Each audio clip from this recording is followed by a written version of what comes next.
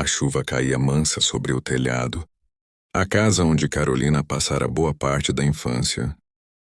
A velha propriedade da família, esquecida pelos anos, cheirava a madeira úmida, lembranças e saudade.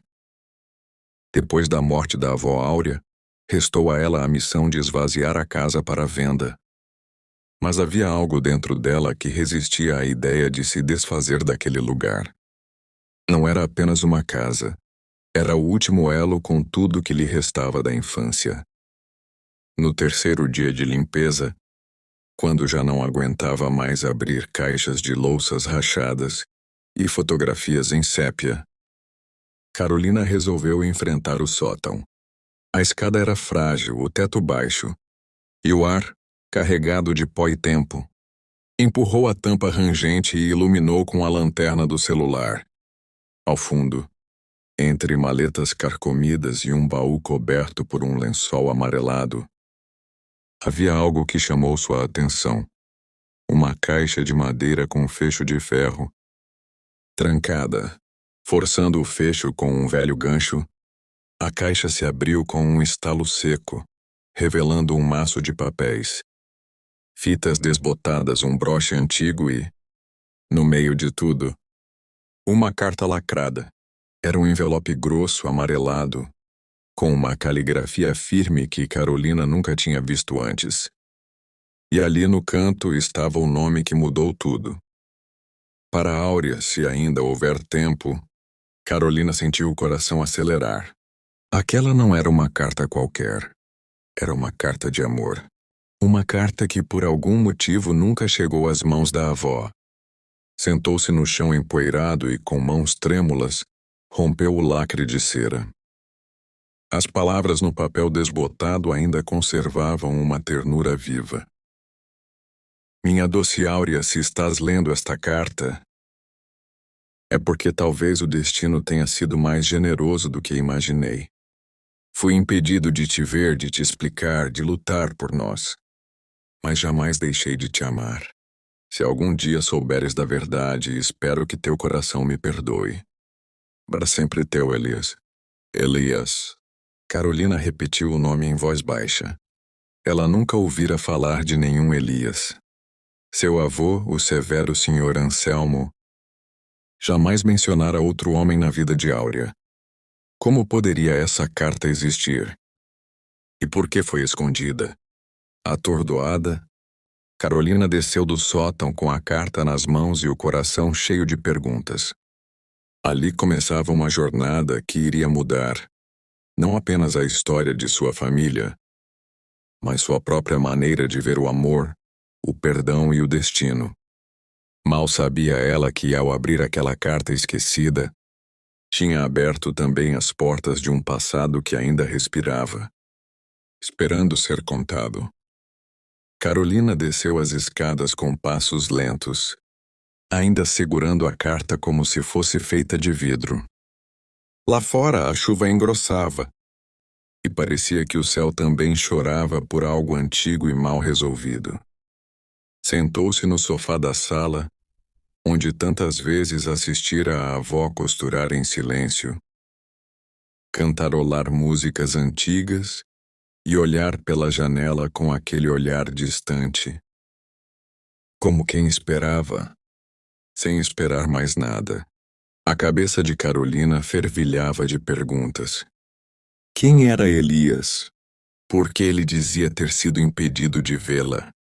O que aconteceu entre ele e Áurea? E o mais inquietante, por que sua avó nunca lhe contou nada? Decidida a encontrar respostas, ela pegou a caixa novamente. Entre os papéis amarelados havia fotografias antigas. Algumas mostravam Áurea jovem, sorridente ao lado de uma mulher que Carolina reconheceu como sendo sua bisavó. Mas em uma das fotos, dobrada dentro de um caderninho de poemas, havia algo diferente. Era um retrato desbotado em preto e branco, com as bordas gastas pelo tempo. Mostrava um jovem alto de cabelos ondulados, vestido com um paletó claro e gravata fina. Nos olhos havia uma luz viva, uma mistura de esperança e coragem. No verso da foto, em letras pequenas, lia-se: Elias, 1957. Carolina sentiu um arrepio. A foto parecia ter sido escondida de propósito. Um segredo guardado por décadas. No fim da tarde, ela ligou para a tia Lourdes, irmã mais nova de sua mãe, e a única parente ainda viva que convivera com Áurea nos anos mais antigos. Quando a tia atendeu, a voz veio trêmula, um pouco rouca pela idade. Oi, minha filha. Tudo bem por aí? Tia, a senhora lembra de um homem chamado Elias? Alguém que a vovó Áurea conheceu antes de se casar? Carolina perguntou direto, sem rodeios. Houve um longo silêncio do outro lado da linha. O tipo de silêncio que carrega peso. E depois, com voz baixa, quase sussurrando, Lourdes respondeu: Ah, meu Deus! Você achou a carta, não foi? Carolina congelou. Como assim, tia? A senhora sabia? Eu era criança, mas lembro. Houve uma época em que sua avó sorria diferente. Antes do casamento com seu avô Anselmo, ela estava apaixonada. Dizia que tinha conhecido o homem da vida dela, Elias. Ele era de fora. Estudava para ser médico e vinha sempre nas férias. Mas aconteceu uma coisa, e nunca mais falaram nele. O que aconteceu? Seu bisavô, o pai da Áurea, não queria que ela se casasse com um forasteiro. Ele era severo. Mandava nela como se fosse propriedade. E um dia Elias simplesmente desapareceu. Sua avó chorava escondido. Depois casaram ela às pressas com Anselmo. Foi tudo muito triste. Ela nunca se recuperou daquele golpe. Nunca mais falou no nome dele, mas ela nunca deixou de esperar. Carolina apertava o celular contra a orelha, tentando conter as lágrimas. A carta. Ela nunca chegou até ela, tia. Talvez o pai dela tenha interceptado. Ou o próprio Anselmo. E se ela nunca soube? E se morreu acreditando que ele a havia abandonado? É o que parece, minha filha. Mas por que essa carta apareceu agora? Talvez porque seja a hora da verdade. Talvez ainda não seja tarde para descobrir o que realmente aconteceu. Ao desligar, Carolina se sentia como alguém que carregava um legado. Não era apenas curiosidade. Era justiça. Era amor tentando se resolver, mesmo décadas depois. Ali começava uma investigação emocional. Um mergulho no passado em busca de um homem esquecido. E de um amor que talvez ainda vivesse em alguma esquina do tempo. Carolina passou a noite sem dormir. A carta repousava ao lado da cama como um relicário. O rosto de Elias na fotografia parecia observá-la, como se também esperasse ser encontrado. Aquela história estava agora viva dentro dela, e algo a impulsionava, como se uma missão invisível tivesse sido entregue em suas mãos. Logo cedo pegou um caderno e começou a anotar tudo o que sabia. Nome completo de Elias, graças à assinatura na carta, o ano provável em que ele viveu naquela cidade, o curso de medicina, o colégio onde Áurea estudou, e o nome do pai dela, seu bisavô autoritário. Ligou o computador e mergulhou em pesquisas. Começou pelos arquivos digitais da universidade mais próxima, buscando por listas de formandos. Entre os anos de 1955 e 1960, após 2 horas de busca, achou algo.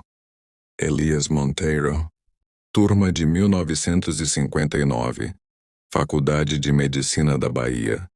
Seu coração disparou. Ela procurou nos registros de ex-alunos e encontrou um endereço antigo, desatualizado, mas era o suficiente para recomeçar. De posse do nome completo, continuou as buscas e achou o que parecia ser o registro de um consultório. Médico desativado em Ilhéus, interior da Bahia. Era uma pista quente. Sem pensar duas vezes, Carolina preparou uma mala pequena, imprimiu a carta e a foto e pegou um ônibus para Ilhéus no dia seguinte. A viagem era longa, e o trajeto pelas estradas do sul da Bahia parecia um caminho de volta no tempo. As palmeiras, o cheiro do mar e o som dos coqueiros, balançando ao vento, formavam uma paisagem poética, quase cinematográfica. Ao chegar à cidade, foi direto para o endereço do antigo consultório.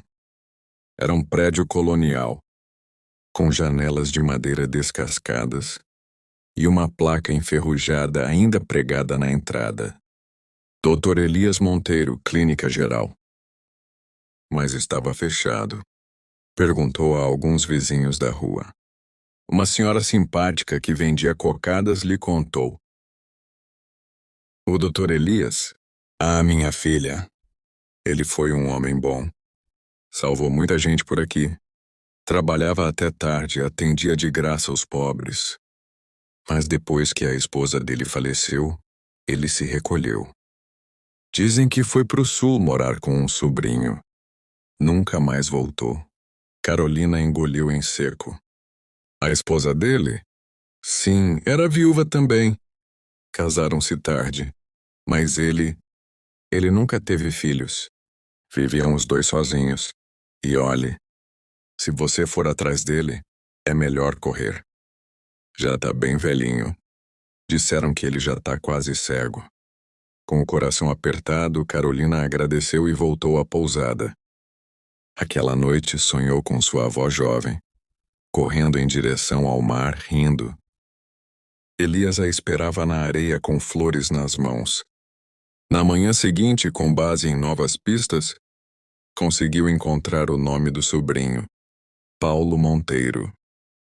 Depois de muita insistência e ligações, conseguiu um número. E então, com o coração aos pulos, telefonou. Alô, Paulo. Sim, é ele. Quem fala? Meu nome é Carolina. Eu sou neta de Áurea Santana. Silêncio. Um silêncio tão profundo que Carolina pensou ter perdido a ligação. Mas então a voz do outro lado murmurou emocionada. A senhora Áurea? Meu tio? Nunca parou de falar dela. Nunca. Ele sempre achou que ela o havia esquecido. Meu Deus, isso é real? Carolina começou a chorar. Eu encontrei a carta dele. Ela nunca leu. Ela morreu sem saber que ele lutou por ela. Que escreveu. Que esperou. Oh, meu Deus. Você precisa vir. Ele está fraco, mas ainda se lembra. Você precisa contar para ele.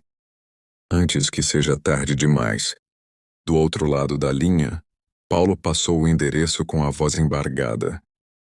O local ficava em uma pequena cidade no interior de Minas Gerais, chamada São Sebastião do Amparo, um vilarejo com menos de 3.000 habitantes, onde o tempo parecia andar mais devagar e a memória tinha cheiro de café.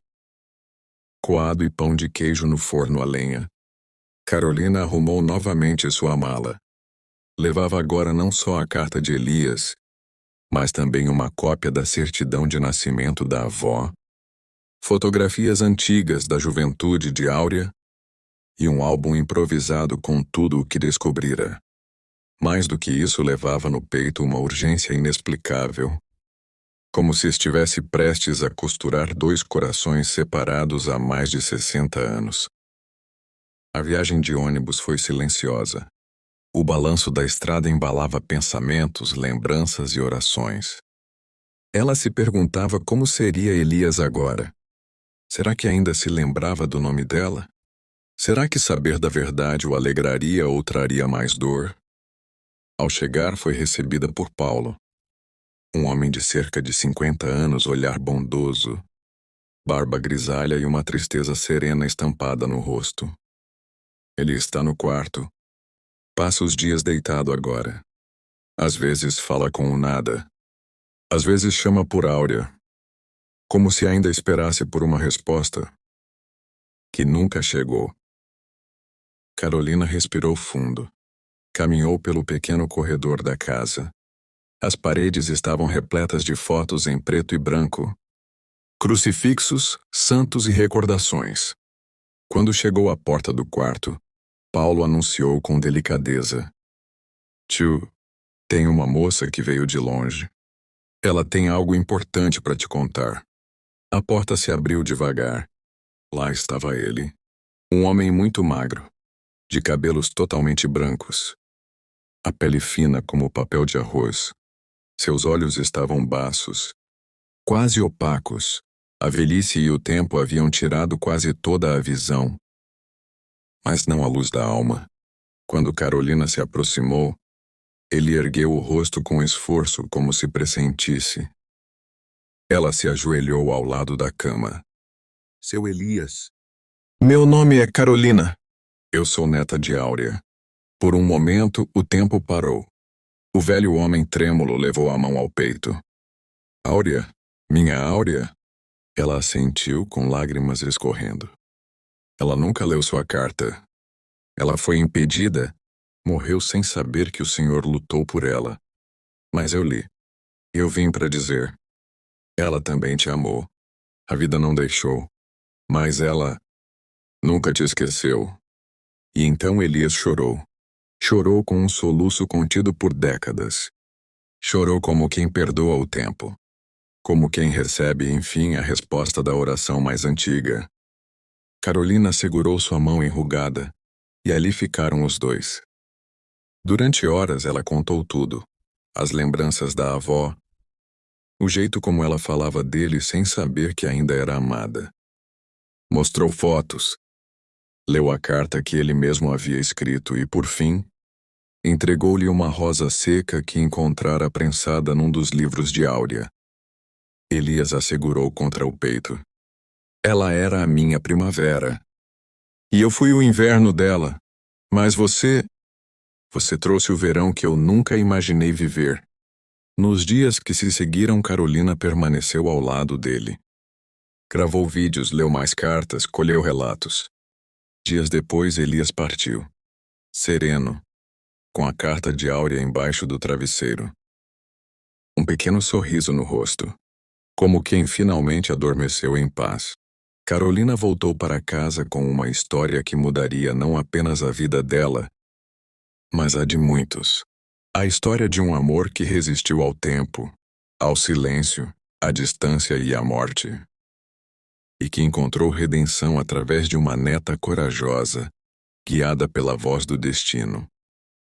Se você chegou até aqui, é porque acredita, assim como eu, que o amor verdadeiro não conhece fronteiras, que a saudade pode durar uma vida, mas que o reencontro, ainda que tardio, cura todas as feridas. A história de Elias e Áurea não é só deles, é de todos nós. É um lembrete de que algumas promessas, mesmo que não cumpridas no tempo exato, ainda vivem em algum lugar, esperando que alguém, um dia, as resgate. Se essa história tocou seu coração, se inscreva no canal, ative o sininho e compartilhe com alguém que acredita que o amor, o verdadeiro amor, nunca morre.